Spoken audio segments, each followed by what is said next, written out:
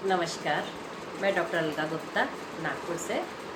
अभी तक आपने मेरे वीडियो देखे और जनरली सारे वीडियो में मैंने आपको ये बात बताई है कि आपको किस प्रकार से आहार लेना है। और आहार में हर बार मैंने आपको ये बात बताई कि आपको 80% अम्लधर्मी क्षारधर्मी आहार लेना है और 20% अम्लधर्मी आहार लेना है। अब जनरल लोगों को ये बात समझ में नहीं आती कि अम्लधर्मी आहार क्या है और क्षारधर्मी आहार क्या है।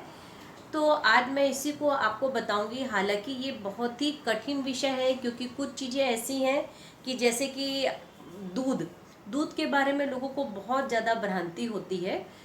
दूध को हम लोग समझ लीजिए एक पूर्ण आहार मानते हैं, और हमारे भारतीय खाने में दूध का बहुत ज़्यादा समावेश है।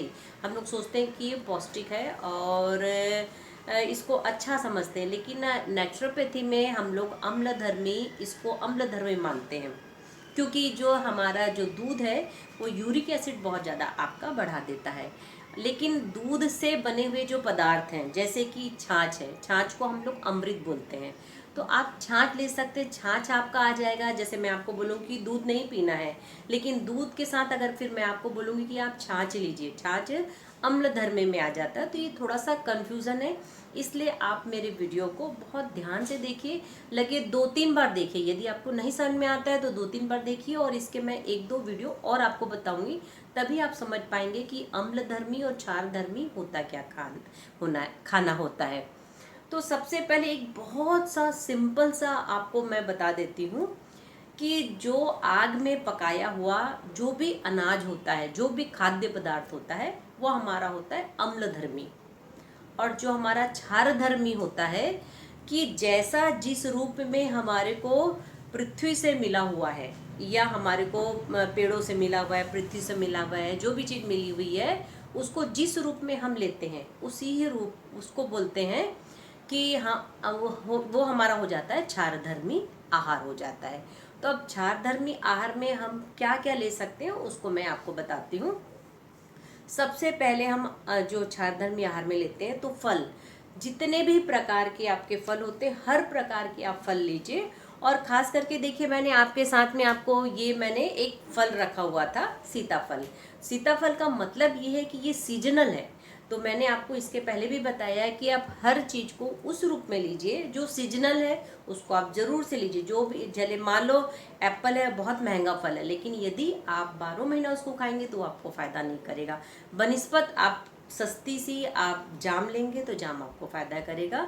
तो हर चीज़ को आप सीजनल लीजिए, जो भी चीज़ खाते हैं वो सीजनल लीजिए और ओरिजिनल लीजिए। कई बार क्या होता है, हम डिब्बा बंद चीज़ें लेते हैं, फॉरेन की चीज़ें लेते हैं जो बहुत समय के बाद में होती है, उसको हम लोग दुनिया भर के कीटनाशक चीज़ें डालकर और उसको बोलना चाहिए कि डिफरेंट डिफरेंट तरीके से उसको पका देते हैं, उसकी चेरी बना देते हैं, उसका चॉकलेट बना देते हैं, उसकी आइसक्रीम बना देते हैं। जैसे इसकी आप आइसक्रीम खाएंगे तो वो आपका अम्लधर्मी आहार हो जाएगा, लेकिन अगर आप इसको खाएंगे तो ये आपका क्षारधर्मी आहार हो जाएगा। तो ये आपने समझा कि सीजनल मतलब कि जो जिस मौसम में मिलता है वो चीज़ आप लेंगे सीजनल। ओरिजिनल मतलब जो जैसा हमारे को पेड़ों से मिला हुआ है, हमको धरती से मिला हुआ है, वो आपका ओरिजिनल हुआ। और रीजनल, रीजनल मतलब आप जिस प्रांत में रहते हैं आपको उस प्रकार का आहार आपको खाना है, क्योंकि आपका शरीर उस प्रकार का बन जाता है।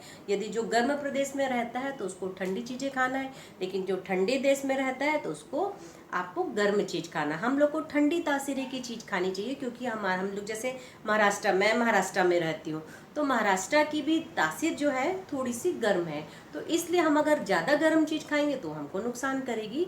तो इस प्रकार से ये हमारा अम्लधर्मी आहार के अंतर्गत आप ये जानिए कि सीजनल, रीजनल और ओरिजिनल को मैंने आपको बताया। और एक दूसरा बहुत बड़ा मूल मंत्र है कि जो जितना गुरु पाक होगा उतना गुरु पाच होगा।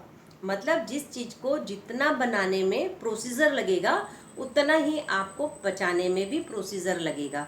तो इसलिए जितना आप प्रोसीजर करते जाएंगे तो वो चीज़ आपकी अम्लधर्मी हो जाएगी, और आप नेचुरल चीज़ खाएंगे तो वो आपकी क्षारधर्मी हो जाएगी।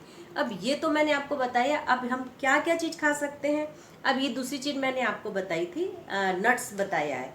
तो ये जो नट्स हैं, इस नट्स को यदि आप पानी में भिगो देते हैं, देखिए सारे नट्स को मैंने पानी में भिगोया हुआ है, तो जब इनको पानी में हम भिगो देते हैं तो इसका जो नेचुरल, ये पूरा का नेचुरल जाता है, क्योंकि रोज़ तो हम खजूर तोड़ने नहीं जाएंगे, रोज़ हम बादाम लेने नहीं जाएंगे। तो जब हम इसको पानी में डुबो देते हैं 12 घंटा, तो ये नेचुरल हो जाता है, इसके जितने भी मिनरल्स होते हैं वो 4 गुना ज़्यादा हो जाते हैं।